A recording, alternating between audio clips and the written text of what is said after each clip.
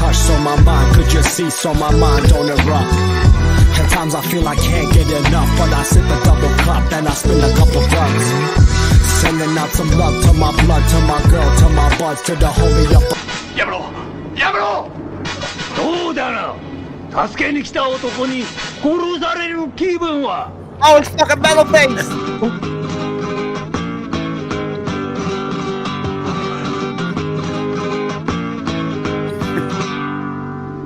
鉄十字団に恨みを持つ麻薬刑事さん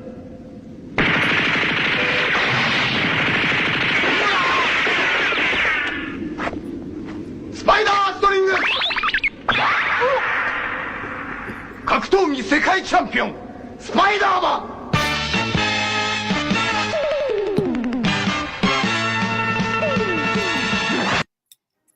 That's right, folks.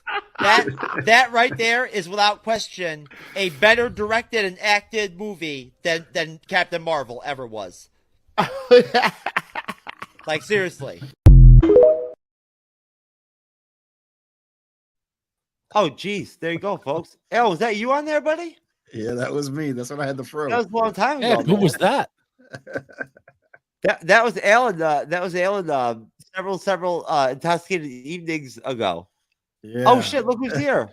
Just in time, Cyber, for a special round of questions before you moderate the shit out of Mallrats. He dedicates 8 hours a day role-playing as a toddler. I'm in baby mode on and off all day. And Jess's daddy is caring for her. I'm 20, but not really, because I'm 5. Adopted mommy and daddy who are totally comfortable with me being a little girl. I identify as an 8-year-old girl called Denise. Therefore, I am an 8-year-old girl.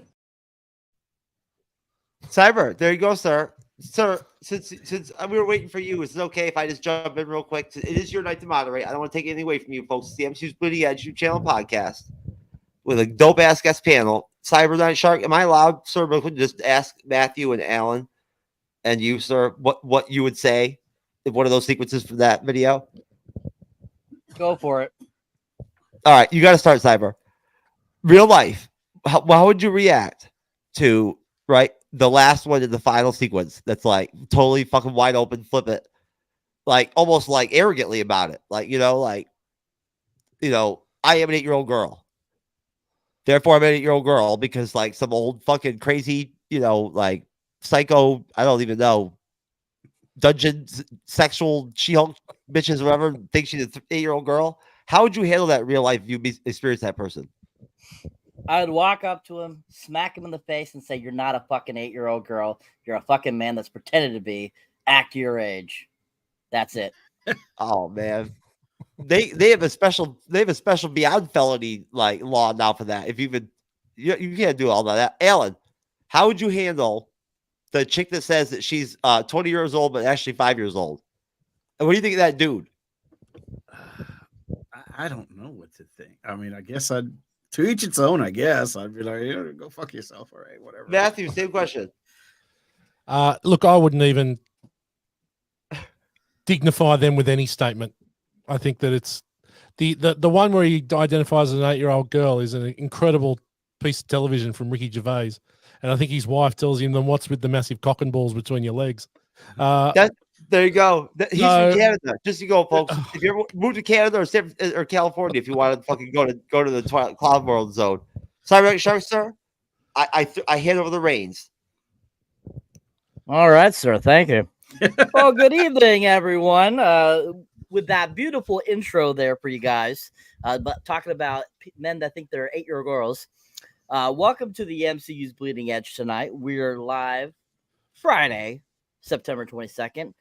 Here, and we're going to be discussing the 1995 film Mallrats. That's right, Mallrats.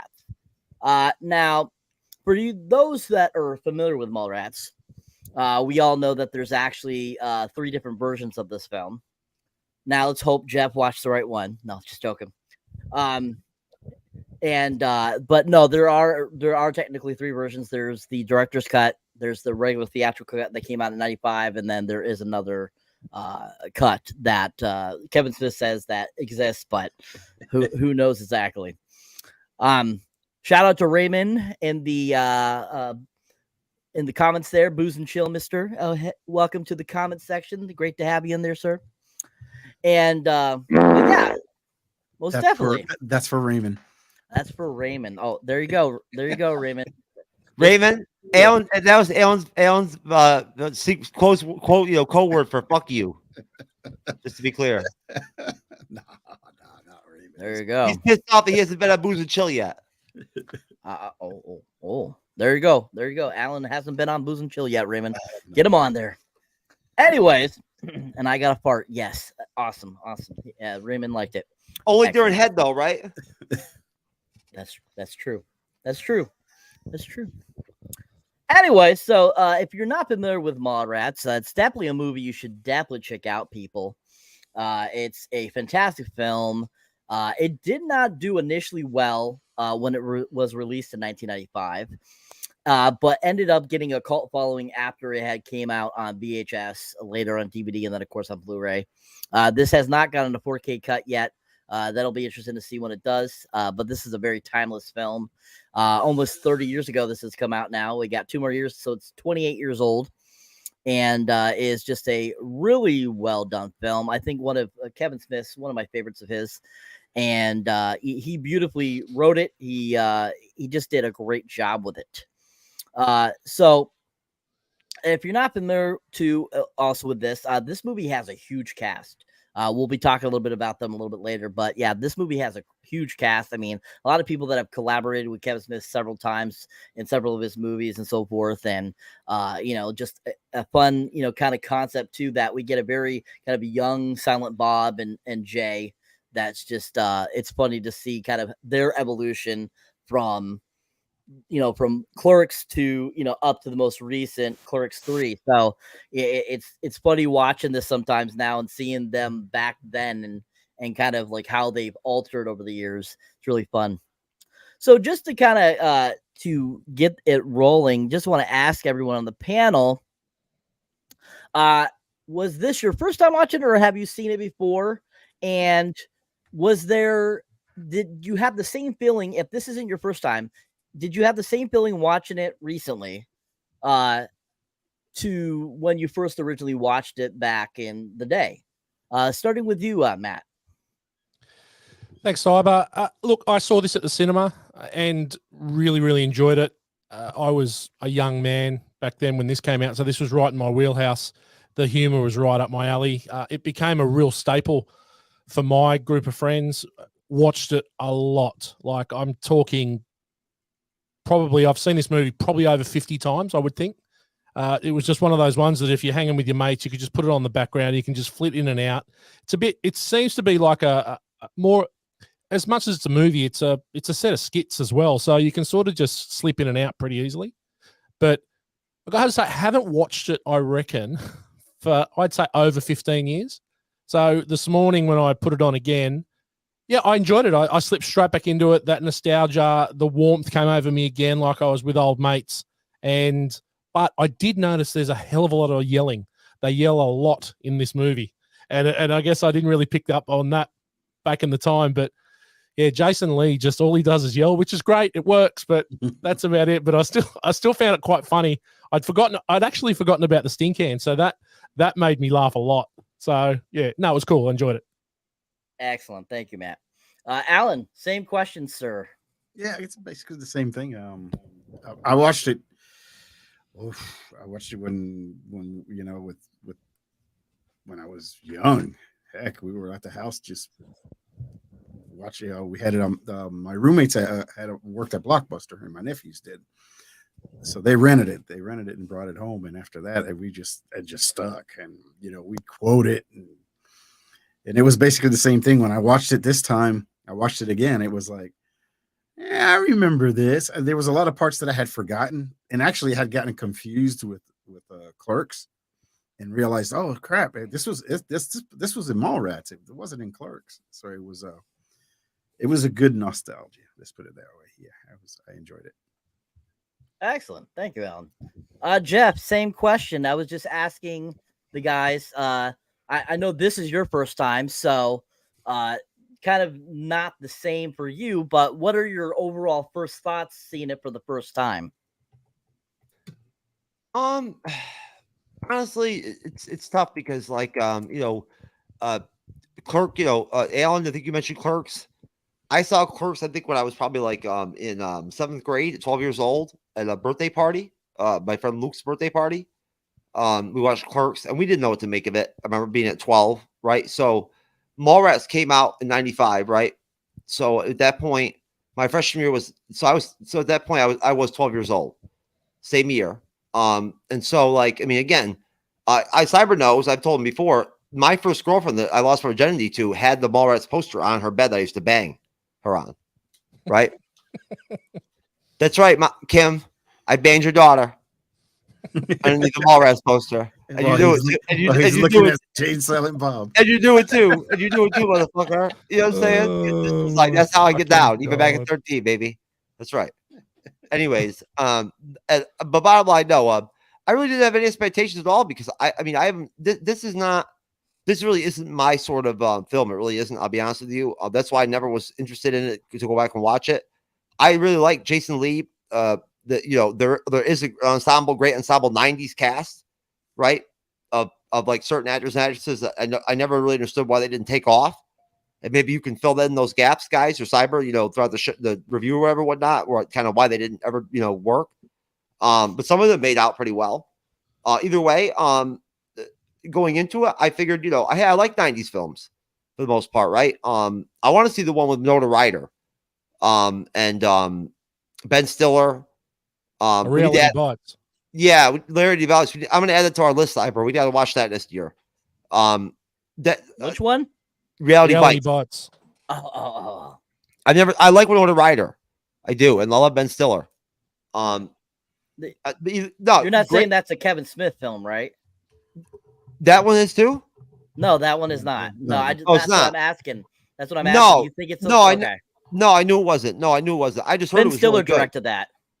Oh, did he directed that too? Yeah, he directed that. Ben Stiller directed. Oh, no shit. Well, good for him. You know what? He killed it with Tropic Thunder. I bet he probably killed it with that.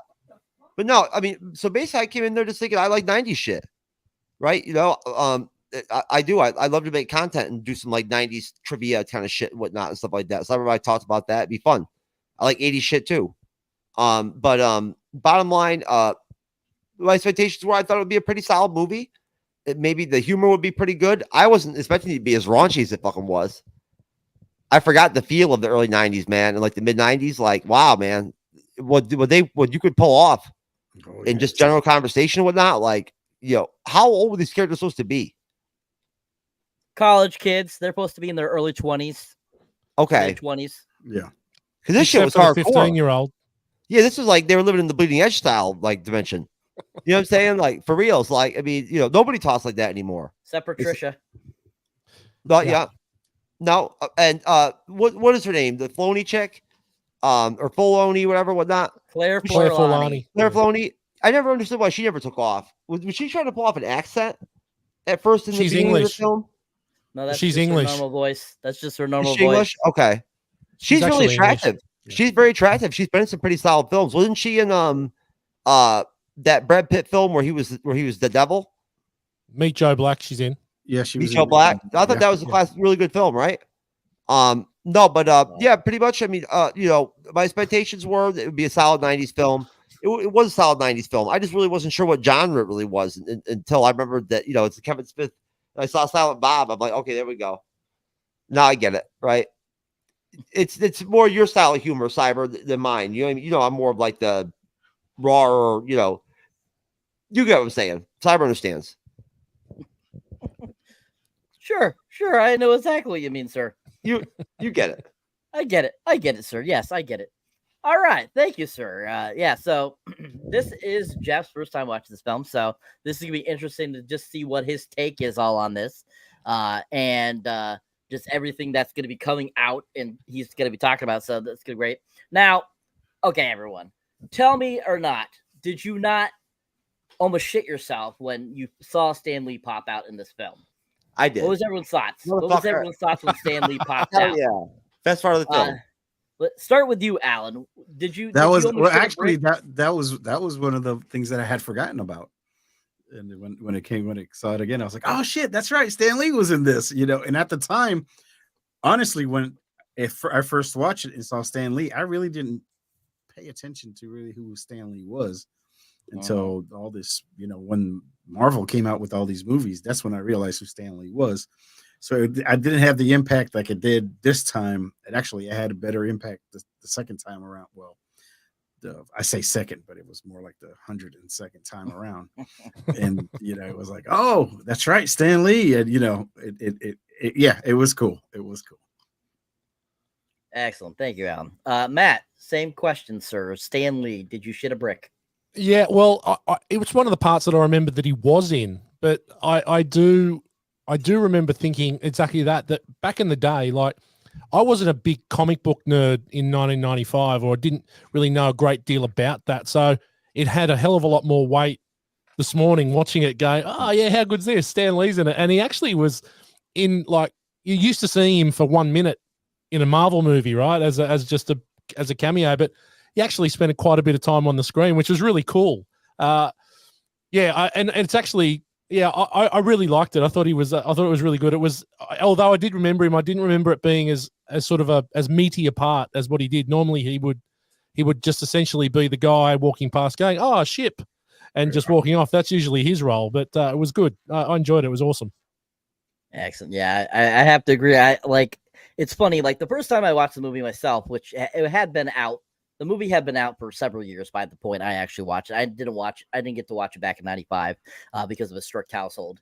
And so at the first time I watched it, it hadn't been prior to Iron Man and the Incredible Hulk coming out. It was probably like 2005, 2006, around that time. And so it had been out by this point, like 10 years or so. And I remember watching it and seeing Stan Lee in it because I vaguely knew who Stan Lee was. I wasn't a huge comic nerd, but I did know who Stan Lee was because I had seen him around and things and stuff like that. So like when he popped up in the movie, I was like, wow, that's awesome. That's like fantastic. I'm like, wow, what a way to get like somebody that actually is, has made comics to be a part of the Brody kind of scenario. Mm-hmm. And I just thought that was great. I thought, and it was funny seeing him so young looking at the time too. Like he was kind of peppered gray going on. He was still kind of like, definitely not his, kind of scraggly look, how he looked through all the cameos in the MCU films.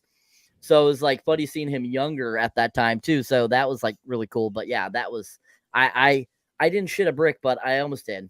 Because I just was like, I was blown away. That was awesome. All right, Jeff, your turn, sir. Did you shit a brick? I just shit a brick. It just never fucking occurred to me. I saw no correlation. Like I don't remember ever watching anything on YouTube or ever reading anything or in some article or ever about there being some kind of relationship between Kevin Smith and Stan Lee or like that. I would have thought covering the MCU for as long as I have cyber, I would have come across something like that by now, and I've never heard that. So I'm just surprised that like I don't really, it's actually kind of intriguing to me, to tell you the truth, because when I was making the thumbnail, as I was on Google just sort of querying, I came across images of Stan and a lot of comic book like references, type of images and whatnot, right? Like Mallrats comic book type stuff and whatnot, which I didn't really know what it was about. I was kind of in a rush just putting the thumbnail together, but of course I know that Kevin Smith. Didn't he actually, have something to do with the comic book industry at some point, Cyber? Did he work at some point in the industry or want to, or? No? He's always been into movies. He was a film nerd. So he used that same kind of correlation with being a comic book nerd. Do they read comic books? They mentioned the X-Men in the movie. Do they read comics? Do the Jay and Silent Bob read comic books? Is that part of their shtick? Yeah, they do. Yeah. Okay. All right. No, I just thought it was great. I just couldn't believe they gave him that much screen time. It was crazy. I've never seen Stan like in a non-cameo version, whatnot. And you gotta believe that Stan is probably poking some meaty chicks right now, Matthew, in heaven. You know what I'm saying? Right? I guarantee you right now, he's probably so. You know what? He's probably having to go to the massage parlor just out of frustration right now after Phase 4. Yeah. Jesus Christ had to put him on Xanax before the Marvels comes out. Yeah, still wouldn't have worked.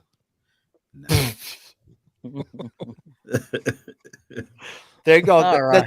There you go, folks. A good, nice dose of pessimism being shaded at the marbles already by Matthew over in fucking Australia. Goddamn Aussies fucking up. Mate, we're in the future here, so we know what the Marvels are going to be like. So anyway, I think it was kind of funny earlier, Jeff. You said that Matt was from Canada for a second there, so I thought that was pretty funny.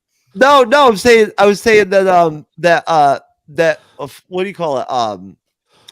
Who lives in Canada? Someone we were talking about is in Canada and whatnot. Everything like if you want to go live there, whatever, whatnot. You could or go to California. You could live in the Clown World zone. Who the hell was it we were talking about, guys? Or I said was from Canada. I can't remember. Dodger. Sorry about that, guys. I hate when I can't remember this kind of shit, but yeah, no, I know that Matt lives down under. We were talking about Crocodile Dundee earlier. Joseph need to add the list. Yeah, our president, Crocodile Dundee, our president, our Lord Commander. Why has he become president already? What the fuck? Yeah, we don't have presidents. We don't have presidents. Oh, that's right. You're prime ministers. That's right. That's right. Yes. Out of all the questions I ask you about Crocodile Dundee. Well, it's to be expected. All right. Great job, Jeff. It's wonderful. Beautiful. Raymond over here in the comments just kind of he told us a story about how he used to go steal a whole bunch of stuff from malls when he was a kid. He was stuff into black trash bags, and then he said it's funny how nobody questioned why a bunch of kids were walking around with trash bags around the mall. So I think that's pretty funny. I mean, hey, you got away with it. Awesome, man. Hey, that's awesome. What state were you in? Man, I don't know what it is about this time of year. The eggnog. Sound of sleigh bells ringing through the air. The smell of fresh broken glass in the air. Yeah, it's Christmas in California.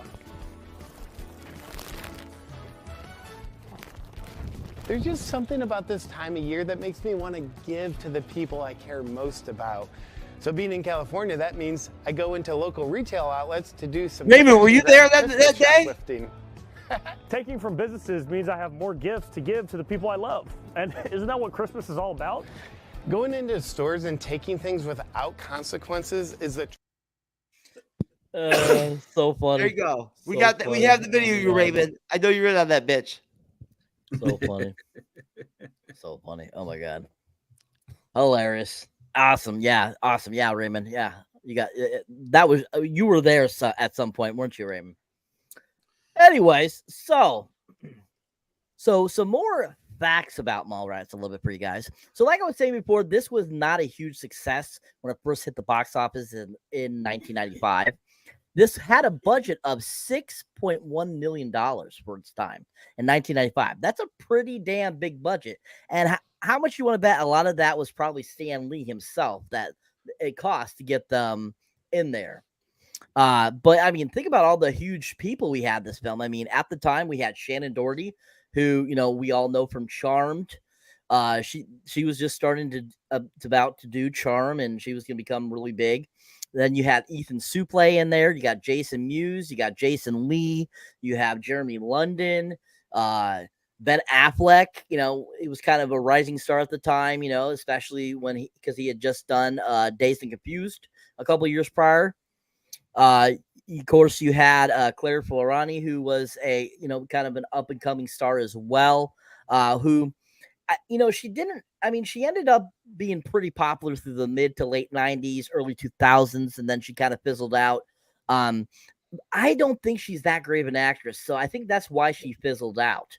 I don't think she's anything that great. So, I think the only movie I ever thought she was okay in was the great movie Mystery Men that came out in 99 with Ben Stiller and William H. Macy and Hank Azaria. I think she was decent in that because it was a smaller role. And I think that that was probably one of her best acting scenes, I think. But I mean, this movie had a huge cast. Like I just going through it, all the people that were in, and I was like, wow. I mean, he had Brian O'Halloran come back from Clerks. It just was a huge, huge amount of people. Joey Lauren Adams, you know, and so forth. So it had a really great cast. I mean, a lot of those people ended up doing, you know, quite a bit in the late 90s to early 2000s. Some of them still do some things today, but most of them are known for, you know, potentially being kind of like the 90s era kind of clan of people. So I think that's what kind of makes it nostalgic at times too, is that they were so very much, these people were really known for the 90s. So I think a lot of them still went on to do pretty impressive stuff. But this movie only ended up making $2.1 million in theaters.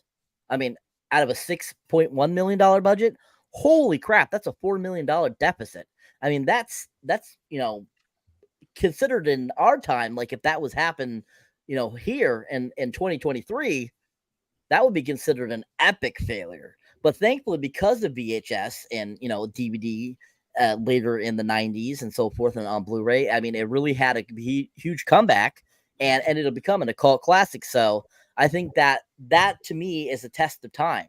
I mean, some movies might not do well at the beginning of you know, their theatrical run, but they end up becoming cult classics because people then realize, hey, wait, this actually is a really great movie. All right, so basically how this movie starts out, we have a voiceover by Jason Lee, and he talks about his, I think it's his uncle, briefly, and kind of given sort of a little bit of a story at the beginning, and then, you know, it kind of rolls into the credits, which, let's talk about the credits. The credits, I think, are fantastic. I absolutely love that beginning montage for all the credits and stuff, all the great artwork. It's very comic booky. The music with it is really great. But I mean, basically it goes through all the different characters that are in the film, all the different actors and actresses. And I think a lot of the designs on the artwork was just really well conceived. So I want to get your guys' thoughts on that intro to the film, that artwork and the music, and just kind of your thought process kind of on that beginning sequence. What did you think about it, Matt? I thought you get an instant idea about what the movie's going to be like. So it gives you that feel straight up. And I think that I agree. I thought the comic book artwork was incredible with the characters. The story to start with is just hilarious. I actually rewound it and listened to it again. But the bit that I found during that whole thing and that intro is when it starts to pan through the mall and you see the stores and it's like Burning Flesh tanning salon and Rug Munchers, the rug shop. And I just think it is so fucking funny, man. Like I actually wrote them down. I go, that's really clever. And I just think I like a movie where you instantly know, you don't have to think too much about what the movie's going to be. So it's like, well, I know it's a very 90s comedy, but you get the feel from it just from the intro. So yeah, I really enjoyed that. I thought that was great. Awesome. Thank you. Alan, same question, sir.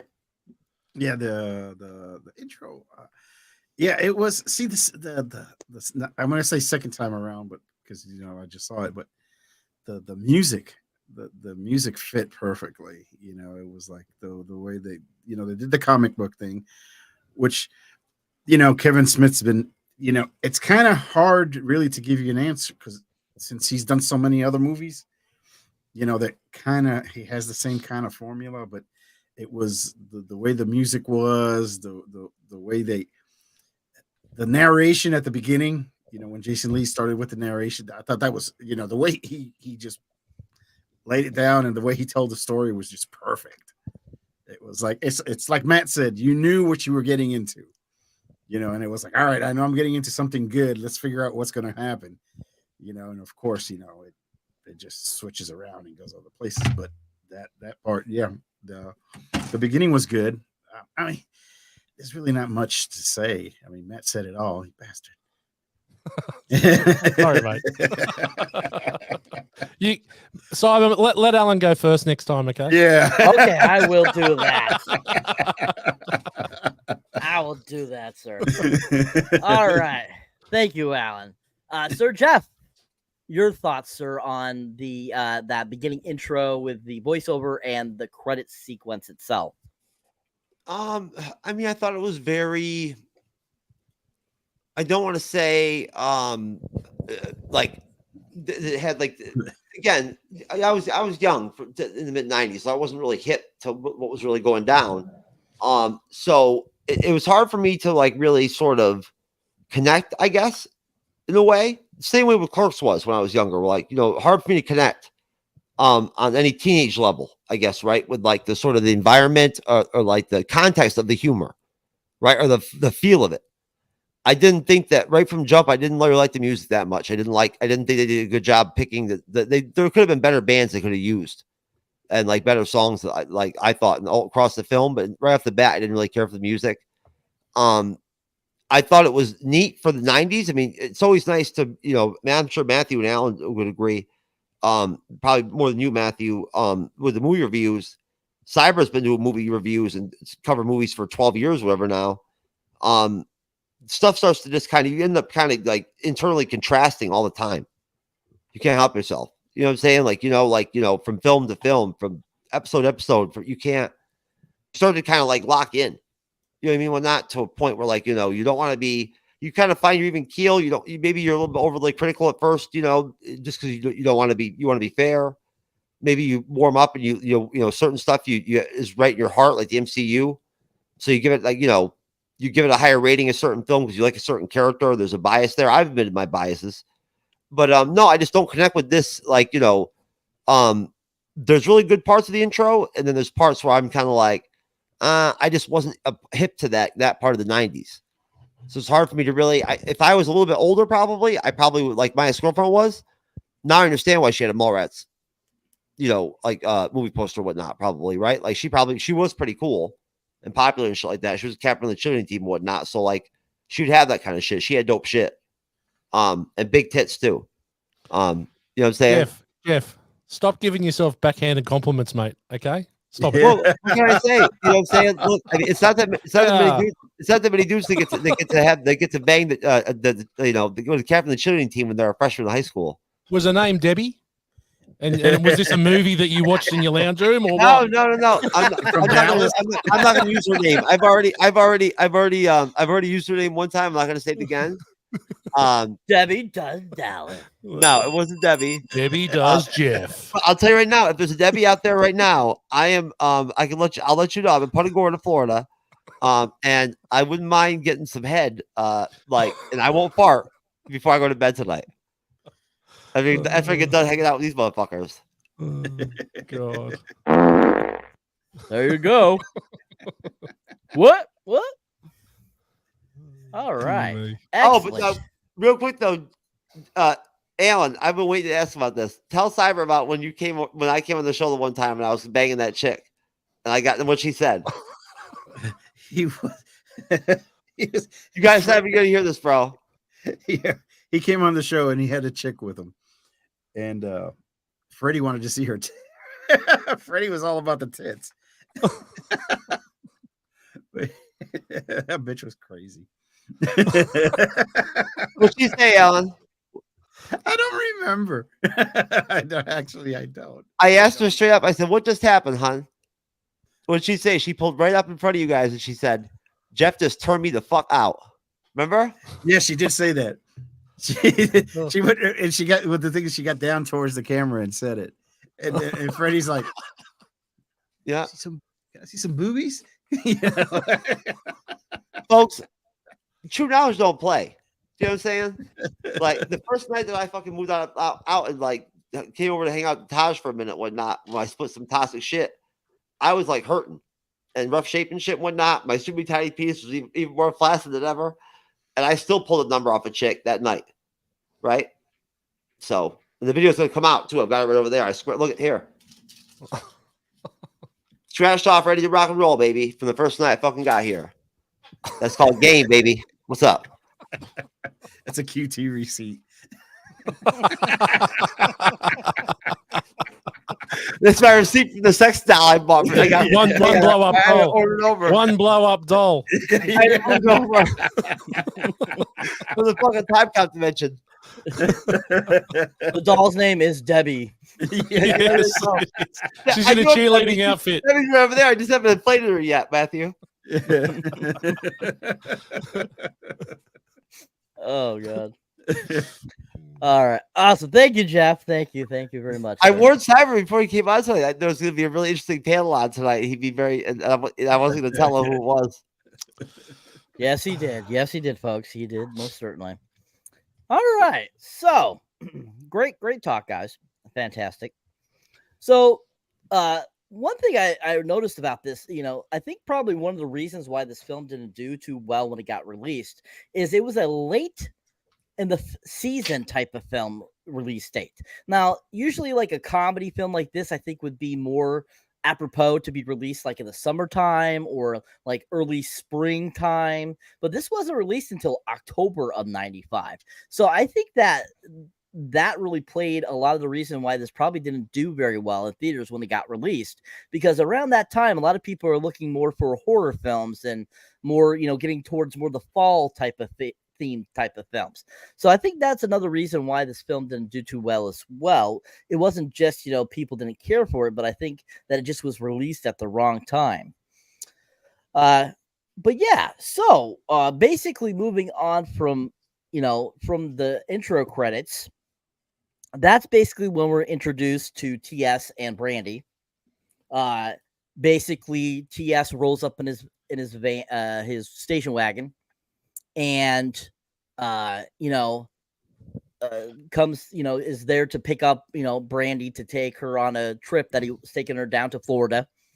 And basically they start having a conversation that ends up basically her telling that some girl he talked to, basically, him saying that the camera makes you look 10 pounds fatter, basically led this girl to go do several laps at the exercise place and ends up dying of an embolism. Or just a blood clot or aneurysm, I think is what they said, in mid-stroke. And TS is kind of like, like, you got to be kidding me. She died. And, kind of, moving on from that, not really focusing on that, kind of upsets Brandy. And so she breaks it off with him.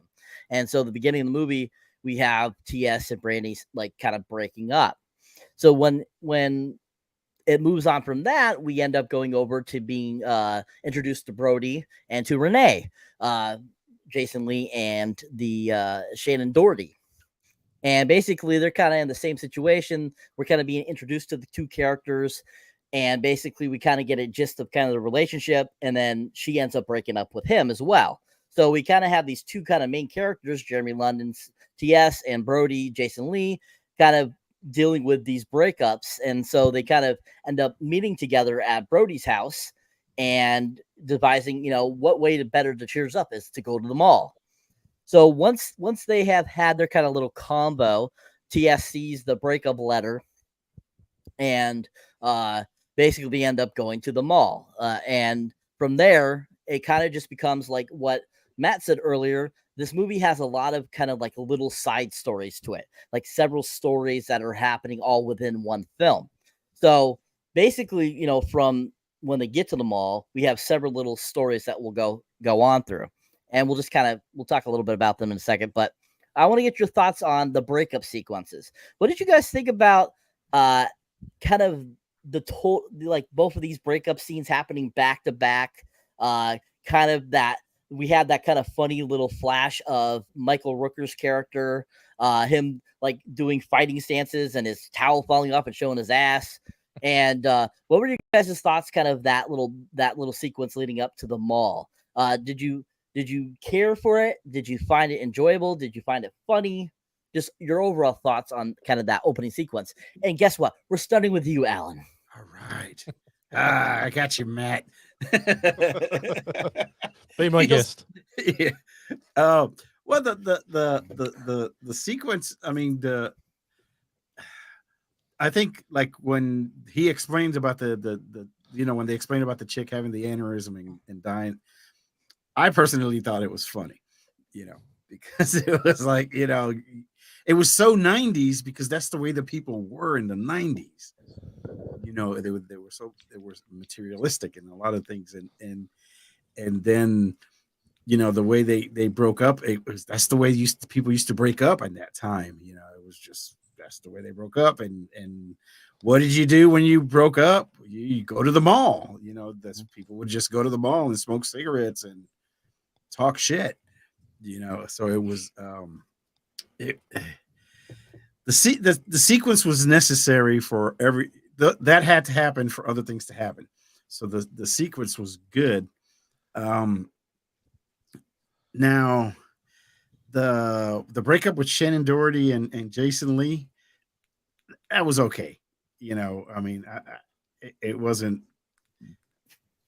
as funny as the first one. The first one was a lot funnier, but the second one was like, I mean, she has some kick-ass lines, you know, when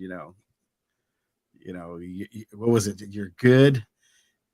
And that you're good means you're small, you know, shit like that. You know, she has some good lines, but I mean, overall, I think it was good. It was good. I mean, I'm sure Matt's going to elaborate and make it a lot better, but still. Oh, Alan, Lee, a little faith, sir. You did fantastic, sir. You did great. Yeah, I'm sure that Matt's answer will be at par, sir. At par, Yeah, sure. Maybe just under. Oh, under, people, under. So yeah. So Matt, let's get your thoughts, sir, on that question. Yeah, it was funny because I think that we've all lived through relationships where you break up for ridiculous reasons and you get back together, you break up, you get back together. So that first one with Quint and Brandy, that brought back a lot of memories of my youth where it was like just you break up over ridiculous stuff and also that he's so focused on getting to Florida just to have endless amounts of sex with his girlfriend, and that's all he's focused on. So that I really sort of could relate to. But then did anyone else pick up? This is the first time I picked it up that he wanted to propose at the Jaws thing in the Universal ride, and his name is Quint. Right, it's the first time I've picked it up. Right, I didn't pick that up. Yeah. Okay, nice. I was like, fucking hats off, you've got me. Like another tick. But so that scene, I thought it was hilarious that the girl died because she had an eating disorder and she swam herself to death. I thought that was excellent. And to be honest, I probably would have had a similar reaction where I'm like, come on, let's just go to Florida. Yeah, she's a little bit weak, old Brandy. Like, she could have told her dad that she had other plans. Like, come on, there's 1,000 girls. You could have found one to go on a TV show. I thought that was a little bit weak.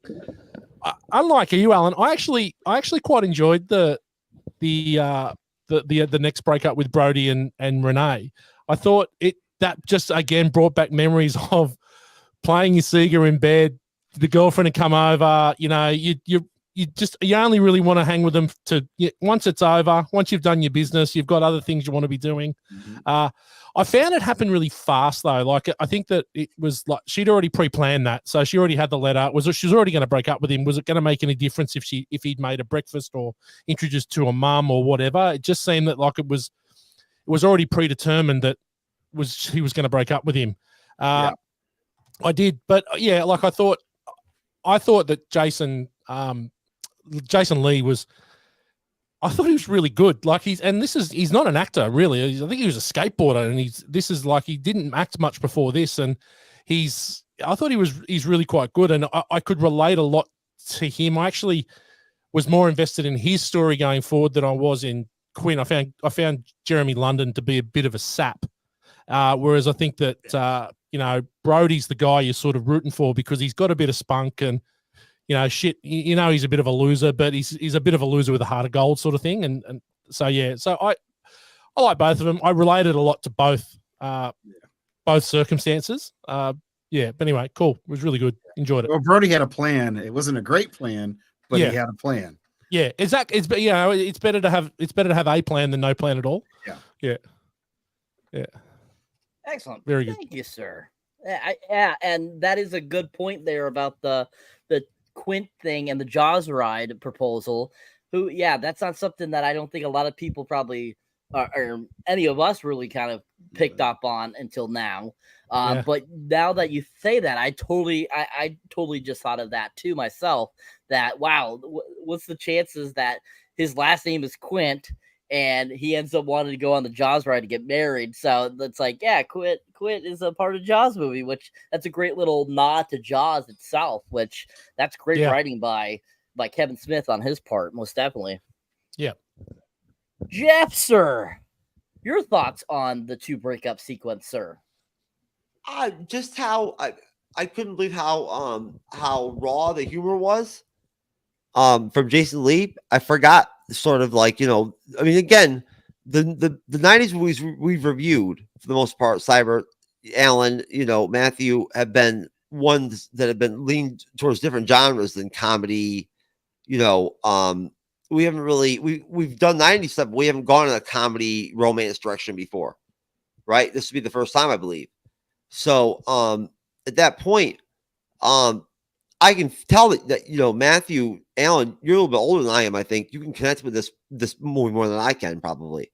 Same thing maybe with Cyber, right? Like, it's not, it's just one of them things where, like for me, I never had the mall like experience, right? My daughter did that. My son does it, I think, like to some extent.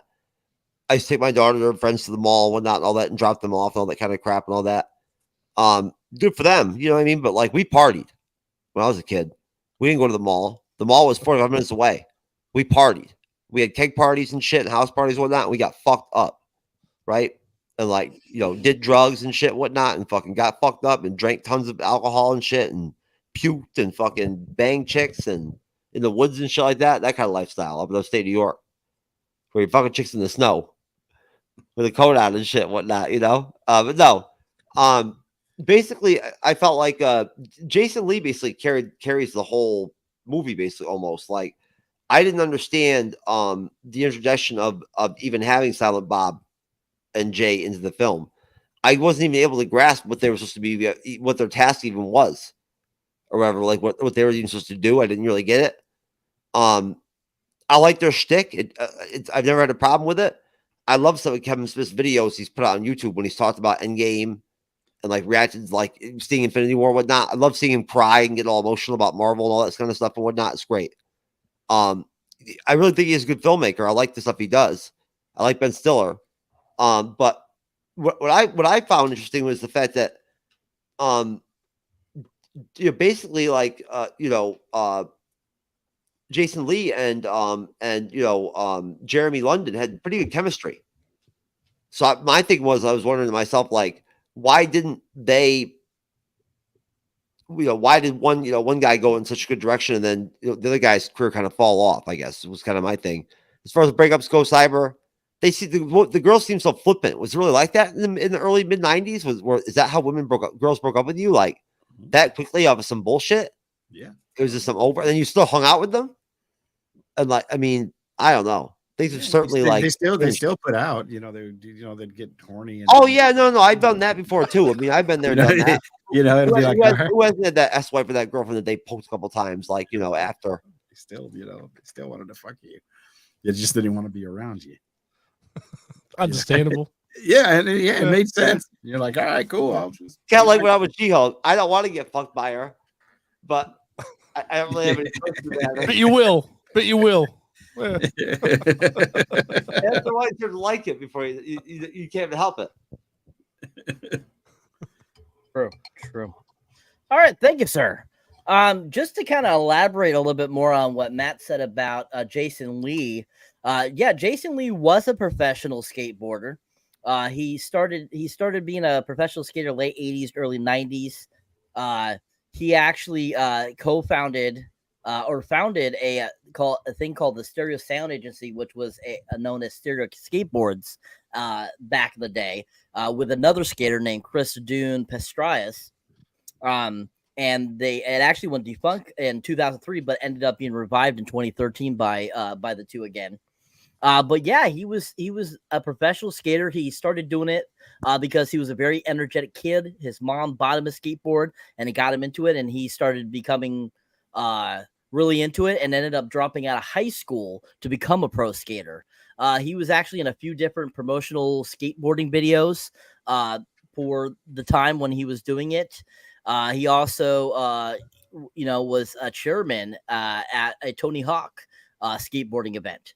It's interesting that he was this professional skateboarder, before he became an actor, because that's the reason why he gave up skateboarding, was to become an actor, because Mallrats is his film debut.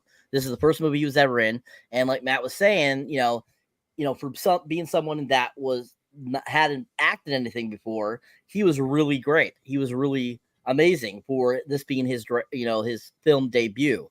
So I completely agree there with Matt on that thing, that who would know that he would go on to be such a great actor, a great comedian. I mean, look at all the different features he's been in with Kevin Smith. He went out, he did My Name is Earl, which was a great TV show. And I mean, he's done a lot of great movies. I love him in that film, A Guy Thing, that came out in the early 2000s. He was super funny in that. And he just is, I think, a really fun comedian. So it was nice to see him kind of shine so early and still shine even years later. All right. So we talked about basically the intros, the breakups, and now we're at the mall. And like I was saying before, basically for the next, like, I would say half an hour, 45 minutes, pretty much we have a whole bunch of just crazy things happen at the mall. We get introduced to Jay and Silent Bob and kind of their antics at the mall. We have Ethan Suplee there trying to see the sailboat in the picture. We have, of course, the building of the stage for the TV production that Brandy is going to be a part of. We have Michael Rooker there doing crazy things and having TS and Brody thrown out of the thing. We have an interesting kind of thing happen with the Easter Bunny at the time. And we just kind of have all these kind of crazy things that Jay and Silent Bob are like antics. They ended up into the same dressing room as a Joey Lauren Adams character several times. We see her trying on different things. At one point, we did see her topless. And just kind of all the crazy things. There's at the comic book store that Brody wants to go to, there's an event going on. He's not sure why everyone's there at his comic book store when he wants to go in and look at his comics. He's just got it broke up. He's talking about the cookies that are there that are so great and stuff like that. And I don't know if everybody else noticed, but if you look around the mall as they're going through the mall, you see a lot of these different, like I believe you mentioned earlier, Matt, like the different names on the different things, which are super funny. But if you notice also, a lot of these places, you can tell that they're not from a Two Jeffs. Oh no.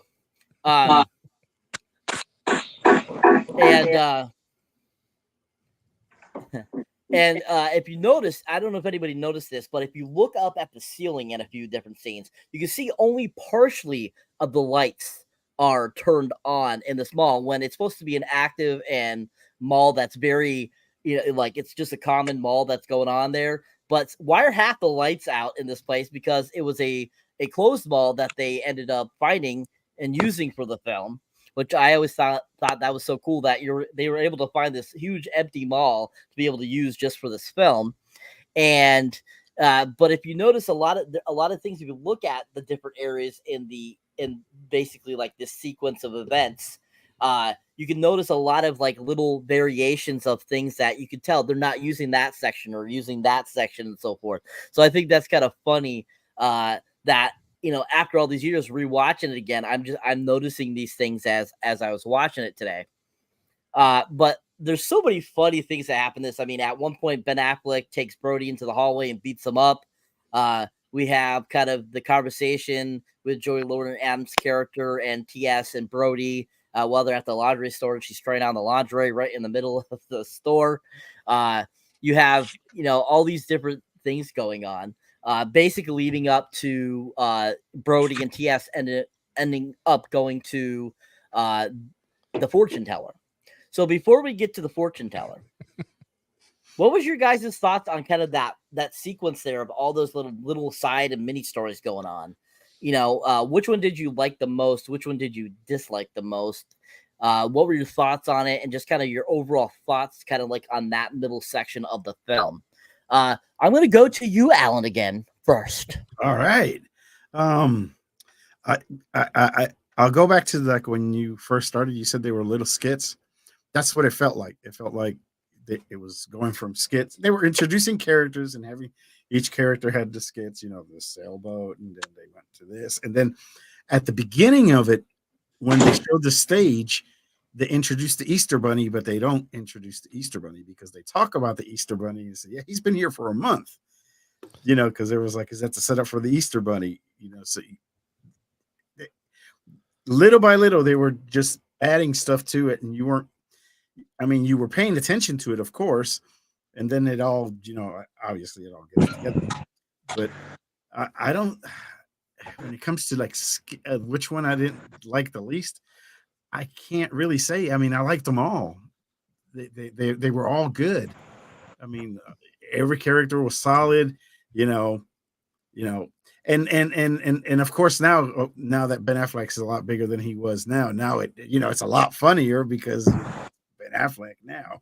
At the time, he was just some dude. So it was for me, the Ben Affleck was a lot funnier now than it was when I actually saw it. Because who he is now, and so I can't really say there was a I'm gonna say skit. There was a skit that I didn't like. Everything I liked. The whole sequence was good for me. Was there any sequence that you particularly liked more than the others?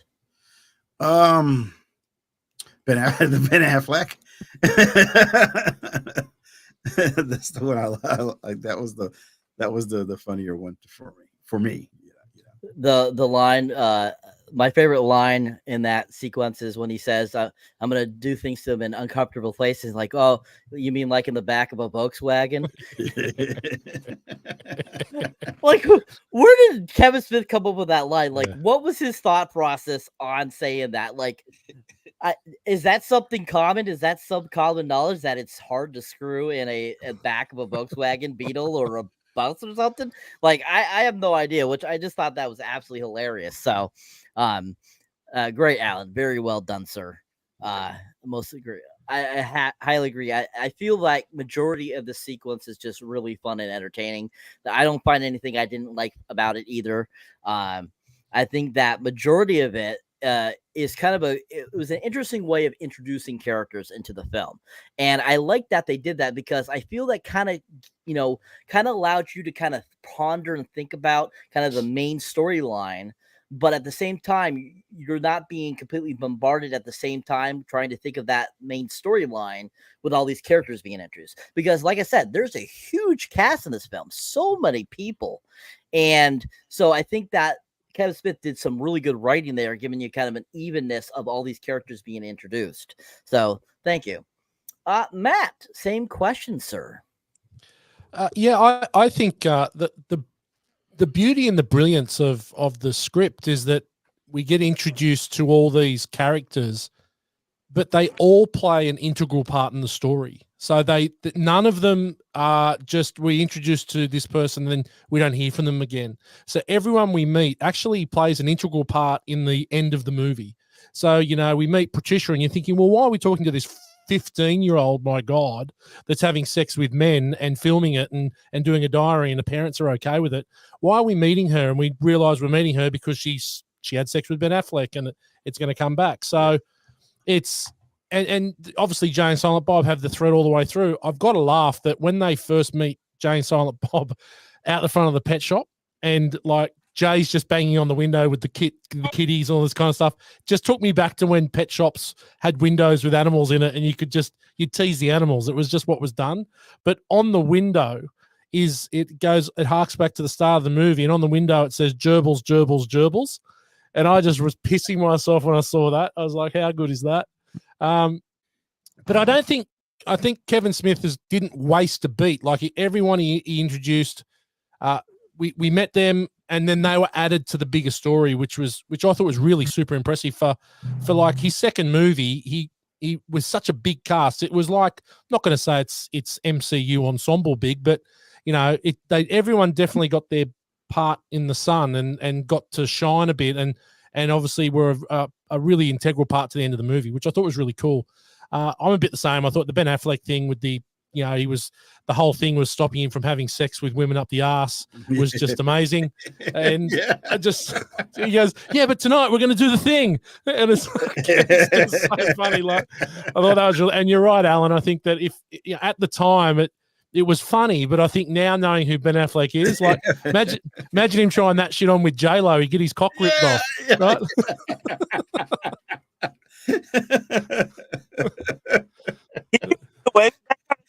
More in movies anymore? Can you even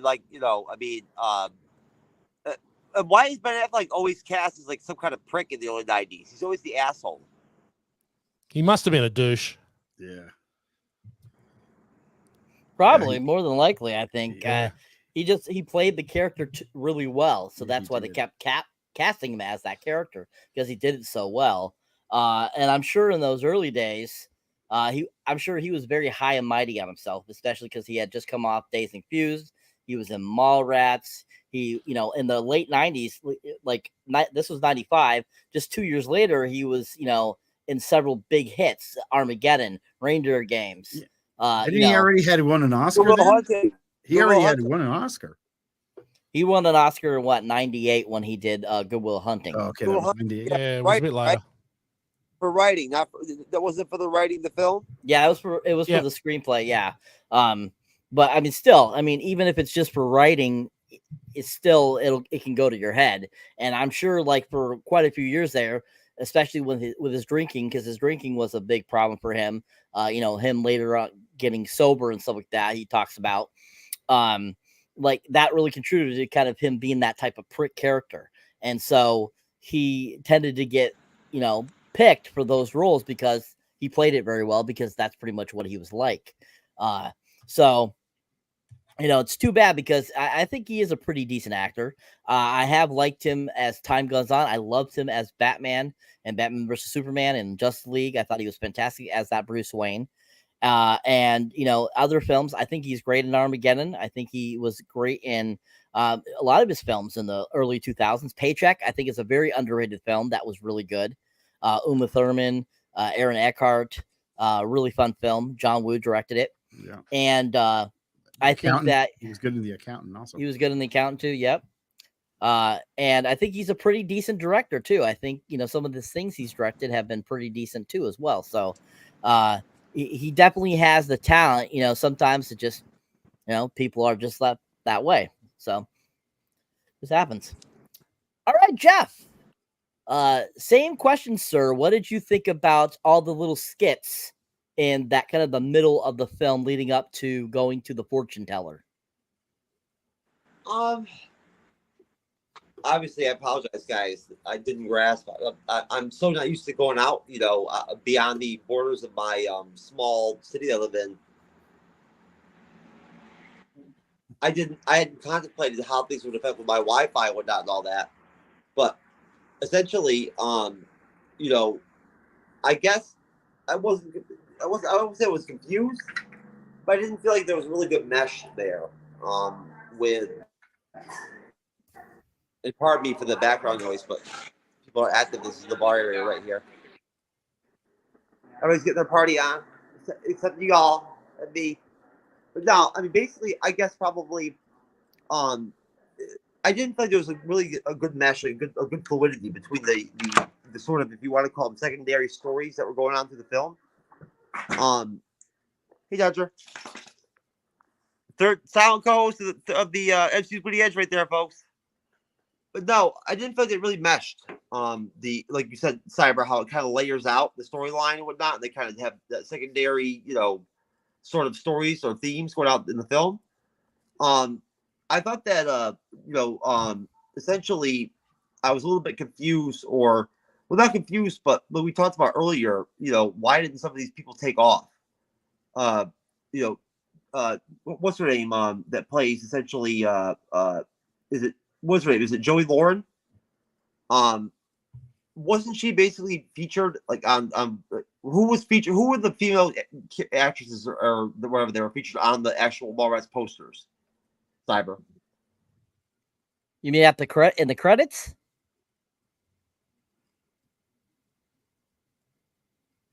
Talking about the credits, Jeff? I think he stalled. All right. Can you hear us, Jeff? Can you hear us? Hold on. Switch it over.